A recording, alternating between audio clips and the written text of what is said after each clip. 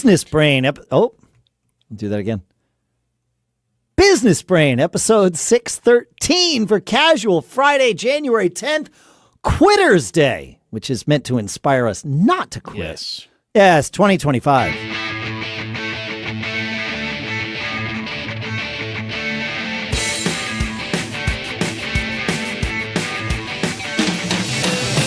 Greetings, folks, and welcome to Business Brain, the show where we inspect, dissect, and do something else with ideas so that we can learn from them and better tune our business brains each and every episode. Here in Durham, New Hampshire, I'm Dave Hamilton. And in Northern California, I'm Shannon Jean. How goes it? This will be Friday, fun, casual Friday show. Casual Friday. Yeah. That's the idea. Awesome. Yeah. That's Quitter's Day. I thought that was an interesting thing.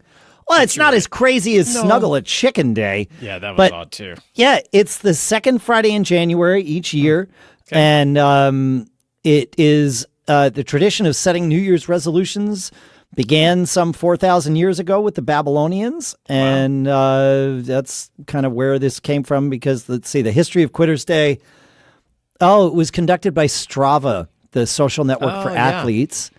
And it found that 80% of people who made a New Year's resolution tapped out by this point in January. Yeah. That's wild. Yep. And so they came up with Quitter's Day to inspire us, to remind us of the quitters and inspire us not to quit. I like that. Yeah. Sure. Yeah. It's good. Sense. It does. I've been doing an experiment. I've done this occasionally over, maybe once every 2 years-ish. Okay. Where I'm calling it my every platform experiment. And what I'm doing is anytime I think of something to post to social media, I post it everywhere. And when I say everywhere, and I'm pulling out my phone so I don't forget where I post things, Facebook, Instagram, and Threads, that's actually pretty easy because they're all the same company. Can you post on one platform and it pushes it out to everything? Great. Correct. So that's, as long as it has a picture with but it's not just one. For the purposes of this experiment, it is not one. But it is. It's one post, which is great.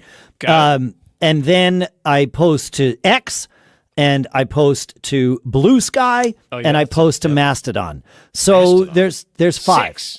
5, 1, 2, 3, 4, 5, 6. You're right. Yeah, you can count better than me. Right here. That's why you do use your fingers. Yeah, that's right. It's hand number 2. And the idea is, and generally what I do is it'll be a picture with some commentary. And so I copy the commentary to my clipboard. I think I could probably write a shortcut on my iPhone to do this, or to at least semi-automate this. Okay. And I probably should, or at least I should look to see if somebody else has, because that would make life easier. But the reason I'm doing it this time is to see where the engagement happens with my audiences on these various platforms. And I have audiences on any one of them. I have audiences of, probably the lowest one would be 1,000 people, maybe a little more than 1,000. So it's enough of an audience in each place to get some sort of a gauge of reaction. Okay. And the purpose of this is so that I can make a decision as to which platform or platforms I should focus on with my posts. It doesn't mean I would stop posting on the others, but this is a little bit overwhelming to do this all the time. It's not terrible. I mean, it takes me a couple of minutes, but and so I'm using, this isn't going to be the deciding metric. It's certainly not going to be the only metric, but it is an important metric to see. If a platform gets no interaction or engagement for me, I'm probably not going to keep posting there. Now, I realize that that's counter to what you did, starting about a year ago, where you had no engagement on X because you had no following on X. Yes, correct. So you went through a process of intentionally developing a following. You picked the platform first, correct, and then grew and focused and just, bullheaded persistence. I'm going to make it happen. Yeah. And so I may do that too, right? I may decide, but I'm trying to get a feel for where my audience or audiences are, because I am noticing that they have moved. I get from my tech audience, from that stuff, that's not happening on X at all anymore. Yeah. That's all on Threads and Mastodon and maybe Bluesky. And so that was like where it was like, well, but where are they actually? Yeah. And so that's why I started this. You're experimenting to see that. I guess do all of those sites give you the analytics that you can look at to see, like, yes, but the analytic that matters the most for me is actual human replies, likes, the things where someone took an action. Yeah, I agree. And actually engaged. That I don't, and maybe I'm doing this wrong. But I don't care when it says, whatever, 5,000 people saw this post. Like, well, but which 5,000? I don't care. It depends on. You should, because I'll tell you why. This is why I want to have this conversation. It depends on what you're trying to achieve.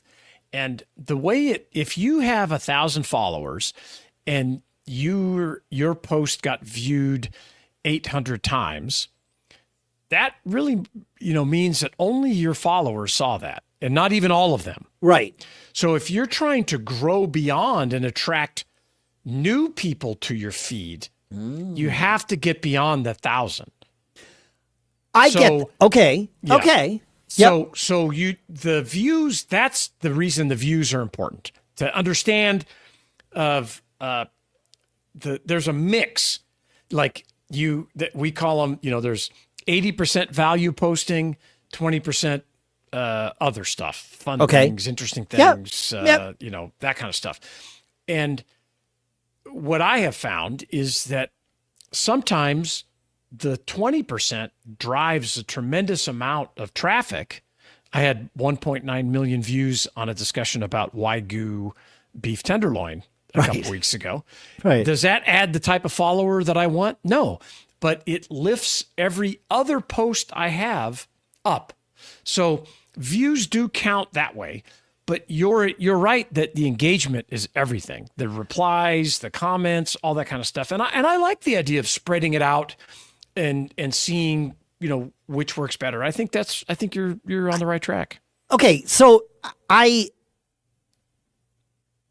the thing you talked about here with the intentional growth and looking, having a formula and doing the 80-20 thing, that's my plan for after I decide which platform. Which one? Yeah, right. So this is more, you're right. This is really speaking only to my existing audiences in these places. And it's to see, are you still here? Yes, I love that. And you're right that there is a shift. Totally. Different people go to different platforms. There's some smaller ones, and you get a different value out of a specific platform that you may. The demographics very different than on LinkedIn, yes, X, Threads or Bluesky, very different. So you're being intentional that way. I'm just trying to figure out with the people that have already decided to follow me. Yep. Where are you now? Because I know you were on X at one point, because that was really the only place I had a following. Yes. And now I get far more engagement out of Facebook than X. Yes. So, but it's but Facebook's different than X and Threads and Bluesky and Mastodon. And so I'm really trying to figure out which of those is the right place for me. And maybe different subjects go different places. Absolutely. But I'm only going to focus on growing one at a time. Yeah, that is what I was going to get at. I do believe that if you want to have, if you really want to build something and measure it and turn it into something, whether it's a business or whatever, just following creative, whatever you're doing, it is better to master one at a time. Yeah. Because it number one, it takes a lot of time. No doubt about it. I mean, I've posted 21,840 times in the last less than a year. In January, I had 541 followers, and now I have 33,168.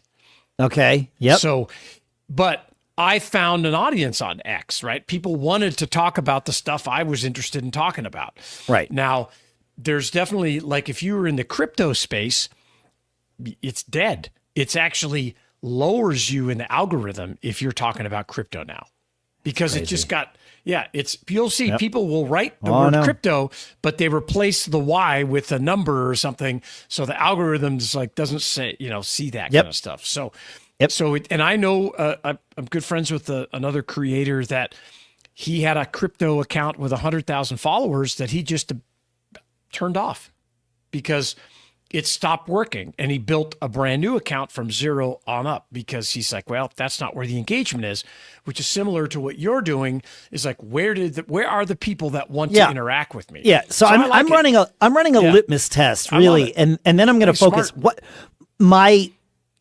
and I could have told you this part going in, but it's certainly proving out. I am going to need to have a presence on multiple networks because I need, one place for this type of content, the entrepreneur business content. I'm pretty sure that's going to be X. Yeah. Makes sense. I need one place for the tech content. And I'm not sure where that is yet. I'm not sure if that's going to be Threads. I think long term, it will be Threads. Interesting. I don't know if it's Threads today. I see. Mastodon, but yeah. So anyway, I got to solve that. And then there's the music stuff. And there's totally zero question in my mind that Instagram is absolutely the right place for that. Makes sense. That's where artists are. That's where creatives are. And so it's like, okay, but that's a lot of work. So I can't grow all of them simultaneously. I don't have, I don't want to. You need an assistant, Dave. Oh, I have one. Oh yeah. So my assistant takes my content from X and pushes it over to LinkedIn. Okay. And then she manages. We have a newsletter on LinkedIn, so she manages that, and then she'll alert me if a comment that I should get involved in or something like that. Got it. So that helps me a lot. And I had no followers on LinkedIn, and then about 4 months ago, she started taking that over, and now I have like 1,500. But what are those followers? What value can I add to them, and vice versa? What am I trying to do? And I'm learning on LinkedIn, there's lots of aspirational entrepreneurs, business owners that work for corporations that would like to lead a charmed life. That's true. And so as I discuss these things, it's what is the value proposition along the entire chain? Because the more value you can add to their lives, that law of reciprocity. Yes, of course. And it's like I don't want to always sell. I'm not selling. I'm just talking about stuff, but like we do here, what we've done and things we've learned. But eventually there becomes a group of people that do want your time and would like to hire you to coach them or to give them some information or buy some curriculum. And it's great. I love it. It's super rewarding. I never thought I would, productize my knowledge like this, but it's cool. Let me ask you this. I sound like Clarence Carter, but I'm not going to ask you the question he was going to ask. I realize right now the bulk of your following and therefore the bulk of the valuable following for you is on X. And of course that makes sense because you spent a year focusing on X. Correct. Long term, do you think LinkedIn is more valuable for that type of content than X? Not right now, but that could change. I don't mean, that's what I mean. Long term. I meant the type, to your point, the audience for what I'm talking about seems to be heavy on X. Now, out of that 33,000 followers, about 6,000 are verified. And that is a different level of commitment, right? That is somebody who's paying to be there. That's an X.com loyalty program, isn't it? Yeah, that's right. And just a different Yeah. demographic. You're always looking for people versus an anonymous account. I don't want to say it has more value in some ways, but it doesn't mean that they're not valuable. But Right. but I will expand out to Instagram and other platforms, but not until I know I'm not ready, because I don't have the back end system in place to handle it yet. Absolutely. Yeah. Yeah. Of course. Yeah. Probably when I get to 100,000 followers, maybe. Okay. Then it'll be time to jump over, and I'll have more infrastructure. Maybe have another person or two to help me.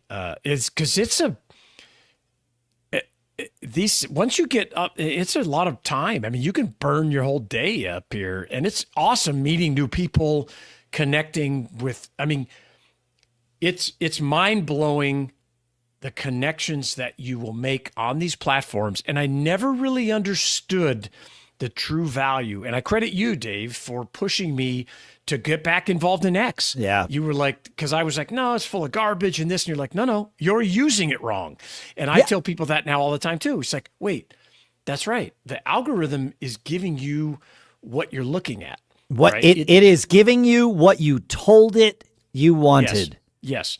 And so once I kind of grasped that a little bit better, and I started focusing on small business and entrepreneurship and this and that, it changed everything. I know you did this, but I recommend everyone create a sock puppet account, a fake account's Just the wrong thing, but account. alternate. Yes. I like 3. Yeah, but create those and experiment with the algorithm with those, and you will see very, very quickly dramatic that if you pick like, okay, all I'm going to talk about on this thing is politics, and like dramatic. You will get inundated with this stuff. Yes. And then you pick, okay, well on this one, all I'm going to talk about is knitting. Yes. And suddenly that's it. Like you would think that X is the knitting network, and it's not, right? But they give you what you want. Yes. And understanding that, if you want to connect with other people, whether you're trying to find vendors, suppliers, or clients and customers, use that to your advantage. Yes. Get into the flow of conversation, whether it's on LinkedIn or X or whoever it is. Yeah. That connects you with people in just a very different way, whether it's, you can do it on Reddit, but the fastest way to grow your account is by replying to other posts. If you're under 1,000 followers, no one's going to see your post. It just doesn't happen. They don't promote it as much, how it works. But what you do is find larger accounts that talk about what you're there for, turn on notifications for those accounts so you get notified when they post something, and get up there and leave a valuable comment as quick as you can. Then you'll be in the flow of conversation, and people will start talking to you about your comment and your reply, and those people will start following you. Yes. Yeah, it's cool. It's great. And I keep us posted on your experiment here, because I'm interested in how you manage and what the metric is that tells you one is more successful than the other. Because I believe, and we'll do a prediction here, you'll get different measurements of different, from each platform. It'll be hard to compare apples to apples. It's not apples to apples. I mean, there's some version of apples to apples here, but in the end, I'm gonna have to make a leap of faith. Yes. And say, okay, here's what I've seen. I am going to choose this platform as my. The question is the tech platform, and I suppose the business platform too, because I think. And I spend absolutely no time on LinkedIn, but I think LinkedIn might be better long term. Maybe. For what I want to do business wise. Yeah, it depends. And I think is just like I try to talk all the time, do it backwards. Yeah. Start at what is it I want to achieve in a year, in 2 years. Exactly. And just work it backwards.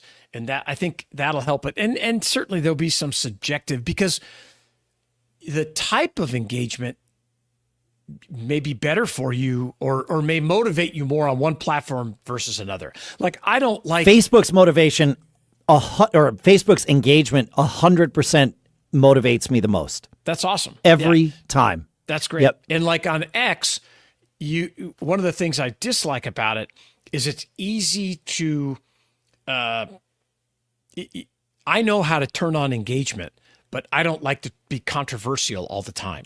Of course. Right. I mean, I have a post right now that's growing and growing and growing, and it turned into a conversation. I was just posting about this Google thing popping up in my new truck because it runs Android Auto apparently in the background. It does not like CarPlay. No, it runs on top of it. It is the operating system. Oh, the car itself is running Android Auto. Yeah, interesting. And I tried to turn everything off because I was like, well, I don't use this. Yeah. And when I go to use Apple Maps, a big thing pops up and says, oh, Maps won't work right because you've turned off the Google Play Store. And I said, wait a minute, this is not right. So I just posted about that, and it turned into an argument between Google Maps and Apple Maps. Of course it did. But by everybody else. No, and so, that's the festering cesspool of the internet. That's right. This, for anyone who thinks that this is new, I have news for you. Like, it goes all the way back. Well, I mean, it's human nature, first of all. It is human nature. But in terms of it happening online, I think we can go back about 40 years to Usenet, the beginning of all of that. Okay. And maybe 45 years. And certainly one of the first flame wars was which text editor is the right one to use, and is it Emacs or is it VI? And in the right circles, you can still stoke the flames. Yeah. But and then for a long time it was, and it still exists to a degree, but not like it was. It was, is it Mac or is it PC? Yes. And now is it Android or iOS? Yeah. And this will always be a thing, and it's fine. I mean, we traded on that with Mac Observer for over 2 decades. Yeah, it was wonderful. That friction is also an opportunity. So that's where I say the 80-20 rule. Like, I don't want to talk about a Wagyu beef tenderloin that costs $1,000, but I posted. I'm interested. I'm like, well, it's a curiosity. If Costco sells it for $1,000, what do other stores sell it for? And people just, like I said, 2 million people, 2 million views, but you can't do that all the time. That's at 20%, maybe even those kind of posts, maybe even 10%.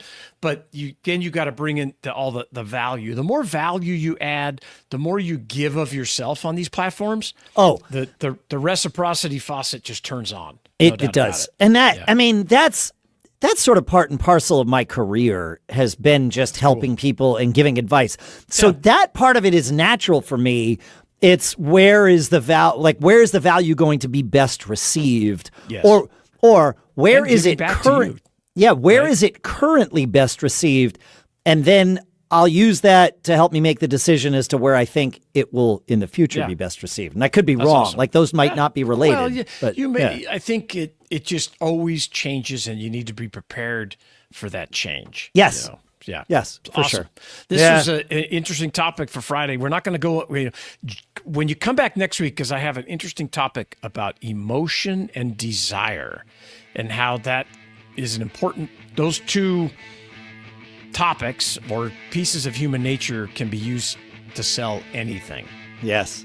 And we'll have Scott Jordan from Scotty Vest on next week too, which is going to be a whole lot of fun, I think. Yep, he is. I've known Scott for a long time, and I've tried to get him on the show for 10 years, and we're finally going to make it happen. That's right. So, terrific. It's going to be a blast. Thanks for hanging out with us, folks. Make sure you go to businessbrain.show/review and leave us that review, because we want it, and we love it. We need it. That's the cost. Keep on living that charmed life. We'll see you next week. Have a great weekend. Later. See ya.